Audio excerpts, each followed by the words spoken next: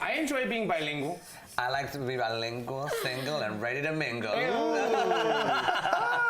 All three of the above for me. Yeah, too. I like being an undercover bilingual. A lot of people think I don't speak Spanish. Still, I think. What do they think you are? People in this office don't think I speak Spanish. Italian, Greek. Yeah, no, people think I get everything from Egyptian to Arab to Moroccan to Eastern European. One time you got Uzbekistan. Yeah, exactly. Wow. Bueno, pero voy a tratar de hablar español. Si no entienden, put your sap on or something. I mean, listen, you know, Subtitles, please. Tiene español cubano. No, mira, esta es la cosa con el español cubano. Nosotros tragamos la lengua, tú sabes cómo es. I didn't realize that there was, like, the way to say Spanish words, I was saying them wrong. Cubans do a lot of great things, and I'm very proud of my Cuban culture. That's very true. Make love, start wars. They're passionate people, But speaking Spanish, I don't know that Cuban Spanish is the best Spanish. Well, I think that because of the way that it sounds, like the Caribbean accent, I think a lot of people don't think that it's, correct Spanish, because the same thing happens to me. My family's from the, like the Caribbean side, the coastal side of Colombia. So we have a distinct accent from like Medellin or Bogota, and a lot of people think that I'm Cuban sometimes. Well, let me ask you, are there a lot of Afro-Colombians in the place that you live in? Yeah, of course. I think that's one thing that adds to that Caribbean thing is the mixture of Spanish and African, because they African cultures tend to turn things into patois. Totally. Mixed words, and that's what Cuban Spanish is. It's mixing the word and combining it and all these things. It's most definitely not the crispiest Spanish. No, not like Mexico City. It's not as enunciated. But it's definitely one of the most fun. Like, I love listening to Cuban people speak because I feel that they're fighting, but they're not really. So it's really cool. Now, I have mixed feelings when it comes to Spanglish itself. Only because to me, I really love Spanish. I love my culture. I love English as well. And then to me, it has to be one or the other. Okay, so speaking Spanish now so that we can learn. No, cuando el idioma se empieza a diluir al punto en donde ya en verdad estamos muy in between, como vamos al parqueadero.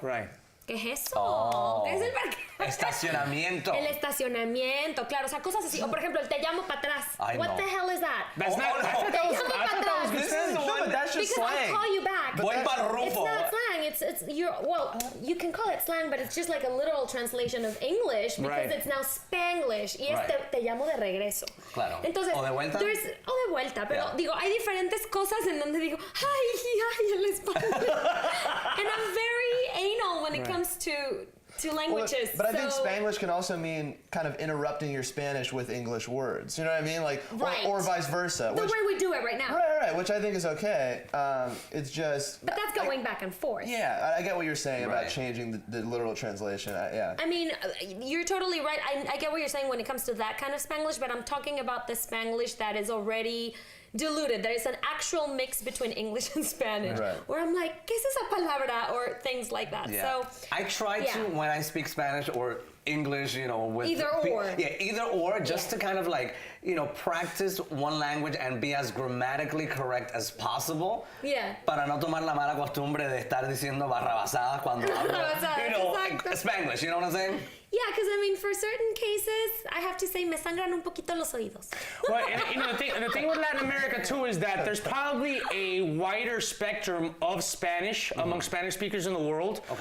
Because there's so many different Spanish-speaking countries, and they do it their own way than almost any other language. Maybe English and French also have this because of the whole colonial thing. But in Latin America, I always tell people, Latin American countries have as much difference between them as European countries do. But European countries have each their own language, so they, they're easily more distinguishable. In Latin America, we have different cultures, different races, different ways of doing things, but we all speak the same language supposedly, but not really. Well, we speak it with different accents and with different dialects slang. and with different language. slangs, But I think it's very rich, and I love being bilingual. I love having the opportunity to be both. Well, I am trilingual, but what's the other one? German. Look at you. But speaking German, please. Say ja, something. ich kann schon auf Deutsch reden, aber nicht ganz perfekt. Ich kann mich aber schon unterhalten. It's going to turn into GATV, Anyway. German American Television. You just turned into a Lufthansa advertisement. Oh, yeah, right? I could do that. However, However, I do believe if you guys speak Spanish at home, speak in Spanish proudly with your family, speak in Spanish proudly to your children. Hablamos español. See, we are in that era now because at the beginning, you know, with all these second generation or some people don't speak Spanish because they weren't taught. Right. Because they were scared that they were going to be racist to them at school and stuff like that. I think times are changing now.